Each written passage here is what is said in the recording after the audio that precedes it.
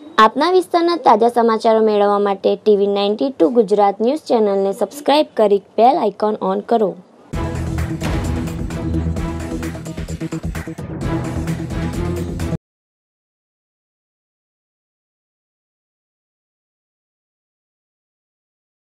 લોકસભાની ચૂંટણીની તારીખો જાહેર થતાની સાથે જ રાજકીય પક્ષોની સાથે ચૂંટણી પંચ અને વહીવટી તંત્રએ પણ તૈયારીઓ શરૂ કરી દીધી છે। દાહોદ કલેક્ટરે પત્રકાર પરિષદ યોજી ચૂંટણી સંદર્ભે માહિતી પૂરી પાડી હતી।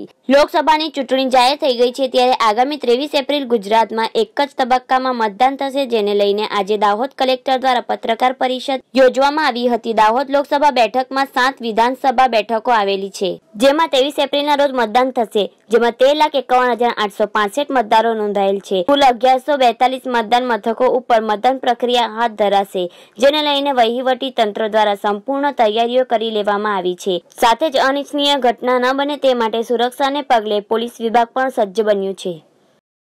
આપણે દાહોદમાં અને ગુજરાતમાં એક જ તબક્કામાં મતદાન થવા જઈ રહ્યું છે, તો આ સંદર્ભમાં દાહોદની જે પાર્લામેન્ટરી કોન્સ્ટિટ્યુઅન્સી છે એમાં દાહોદના 6 એસેમ્બલી સેગમેન્ટમાં 13 લાખની આસપાસ અને સંતરામપુર જે એસેમ્બલી સેગમેન્ટ છે એના થઈને કુલ 15 લાખ કરતાં વધારે મતદારો નોંધાયેલા છે।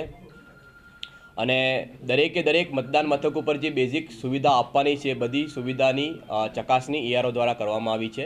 આ સાથે સાથે ઇલેક્શન કમિશન દ્વારા આ વખતે બે જે નવી બાબતો એડ કરવામાં આવી છે એ સંદર્ભમાં 1950 ટોલ ફ્રી હેલ્પલાઇન નંબર છે, એમાં ચૂંટણી સંબંધી કોઈપણ પ્રકારની જે માહિતી છે એનો પણ મેળવણી કરી શકાય છે। અને એની સાથે સાથે કોઈપણ પ્રકારની આચારસંહિતા ભંગની ફરિયાદ હોય એ પણ 1950 ઉપર કરી શકાય છે। એની સાથે સાથે C-Vigil એપ્લિકેશન પણ પ્લે સ્ટોર ઉપર મૂકવામાં આવી છે અને સિટીઝન્સ વિજિલની જે એપ્લિકેશન છે એના દ્વારા પણ વિડીયો અને ફોટો અપલોડ કરી અને કોઈપણ પ્રકારની ફરિયાદ હોય એ ફરિયાદને રિટર્નિંગ ઓફિસર સુધી પહોંચાડી શકો છો અને 100 મિનિટમાં આ ફરિયાદનો નિકાલ થાય એ પ્રકારની વ્યવસ્થા ઇલેક્શન કમિશન ઓફ ઇન્ડિયા દ્વારા કરવામાં આવી છે।